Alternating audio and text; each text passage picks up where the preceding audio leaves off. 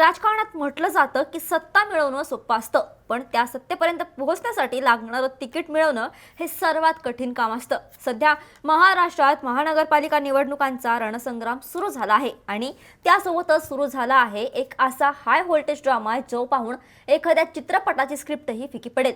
कुठे आमदारांच्या मुलामुलींचे पत्ते कट होत आहेत, तर कुठे वर्षानुवर्षे पक्षासाठी रक्त आटवणारे निष्ठावंत कार्यकर्ते रस्त्यावर उतरून टाहो फोडत आहेत. परिस्थिती इतकी गंभीर आहे की इच्छुकांचे बीपी आणि शुगर आउट ऑफ कंट्रोल झाले आहे. अशा या व्हिडिओमध्ये आपण नाशिक, पुणे, अकोला आणि छत्रपती संभाजीनगरमधील त्या राजकीय उद्रेकाचा आढावा घेणार आहोत, जिथे तिकीट न मिळाल्याने कार्यकर्त्यांचा संयम सुटला आणि संतापाचा ज्वालामुखी फाटला. नमस्कार, मी मृदुला आणि तुम्ही पाहताय थोडक्यात. या हाय व्होल्टेज ड्राम्याची पहिली ठिणगी पडली ती नाशिकमध्ये. भाजपच्या प्रदेश नेतृत्वाने एक कडक नियम लागू केला. कोणत्याही आमदाराच्या मुलीला उमेदवारी मिळणार नाही. या एका निर्णयामुळे नाशिकच्या दोन बड्या महिला आमदारांच्या स्वप्नांचा चक्काचूर झाला. आमदार देवयानी फरांदे आणि आमदार सीमा हिरे या नाशिकच्या राजकारणातील दोन बलाढ्य शक्ती मानल्या जातात. फरांदे यांचा नाशिक मध्यवर तर हिरे यांचा नाशिक पश्चिमवर एक हाती अंमल आहे. शहराच्या राजकारणात या दोनही नेत्यांच्या शब्दाला वजन आहे, पण आपल्या मुलांसाठी शब्द टाकताना मात्र त्या हतबल ठरल्या. आमदार देवयानी फरांदे यांचा मुलगा अजिंक्य आणि आमदार सीमा हिरे यांची कन्या रश्मी हिरे बेंडाळे यांनी गेल्या 2 ते 3 वर्षांपासून प्रभागात रक्ताचं पाणी केलं होतं. जनसंपर्क वाढवला होता. मात्र पक्षाचा नो घराणेशाहीचा फोन आला आणि या दोनही आमदार पुत्रांना आपले भरलेले अर्ज मागे घेण्याची नामुष्की आली. आमदारांच्या घरातच उमेदवारी ठेवण्याच्या हट्टाला पक्षाने चाप लावला आहे. नाशिकमध्ये शिस्त दिसली तरी पुण्यात चित्र वेगळं आणि गुंतागुंतीचं आहे. पुण्यात रवींद्र धंगेकर यांच्या भूमिकेमुळे मोठा पेच निर्माण झाला आहे. कसब्याचे माजी आमदार आणि पुण्याच्या राजकारणातील जायंट किल्लर अशी ओळख असलेले धंगेकर यांनी काहीच दिवसांपूर्वी शिंदे गटात प्रवेश करून सर्वांना धक्का दिला होता. 35 वर्षांची राजकीय कारकीर्द पाठीशी असलेले धंगेकर आता आपला राजकीय वारसा कुटुंबातच ठेवण्यासाठी प्रयत्नशील असल्याचं दिसतंय. त्यांनी आपल्या पत्नी आणि मुलाच्या उमेदवारीसाठी हट्ट धरला आहे. इतकंच नाही तर प्रभाग 24 मधून मुलाला अपक्ष लढवण्याची तयारीही त्यांनी दर्शवली आहे. पण यामुळे त्यांचे 30 ते 30 वर्ष सोबत राहिलेले कडवट सहकारी कमालीचे संतापले आहेत. उमेदीची वर्ष आम्ही द्यायची आणि पद फक्त नेत्यांच्या घरच्यांनाच मिळणार का, असा सवाल पुण्याचे कार्यकर्ते विचारत आहेत. निष्ठावंत सहकाऱ्यांची ही नाराजी धंगेकरांना महागात पडू शकते, अशी चर्चा पुण्याच्या गल्लीबोळात रंगली आहे. एकीकडे नाशिकमध्ये आमदारांच्या मुलांना नाकारलं जातंय, पण मुंबईत मात्र नियम सोयीनुसार बदलले की काय, अशी शंका येते. माजी खासदार किरीट सोमय्या यांचे सुपुत्र नील सोमय्या यांना पक्षाने तिकीट दिलं आहे.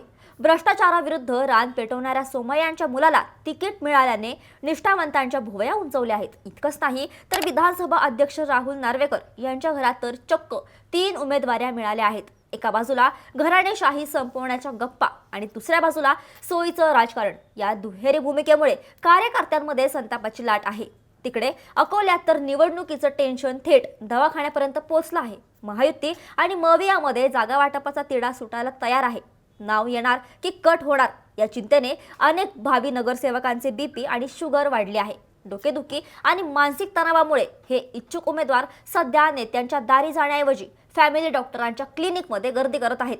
राजकीय अनिश्चिततेचा हा थेट परिणाम उमेदवारांच्या आरोग्यावर होताना दिसतोय.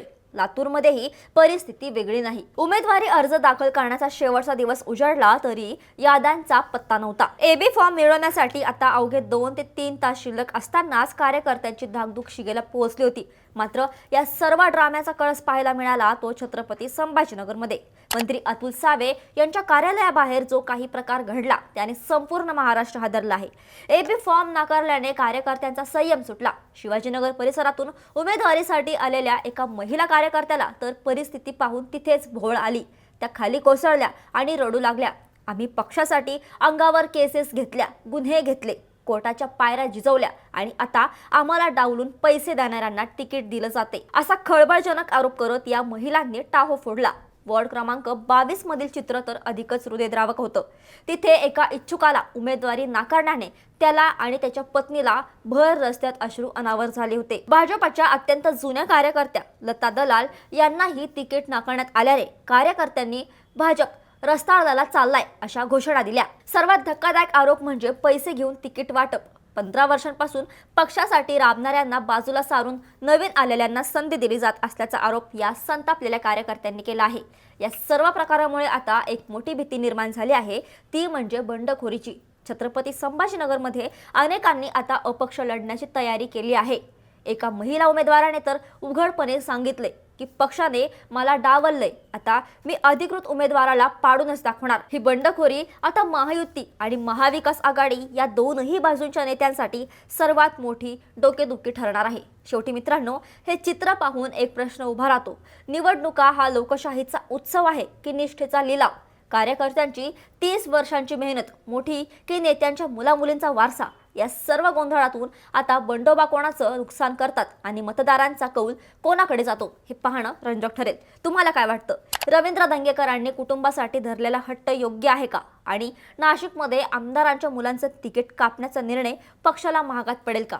तुमची मतं खाली कमेंट्समध्ये नक्की कळवा। हा व्हिडिओ आवडला असेल तर लाईक करा आणि महाराष्ट्राच्या या राजकीय धामधुमीच्या प्रत्येक अपडेटसाठी चॅनलला सबस्क्राईब करायला विसरू नका।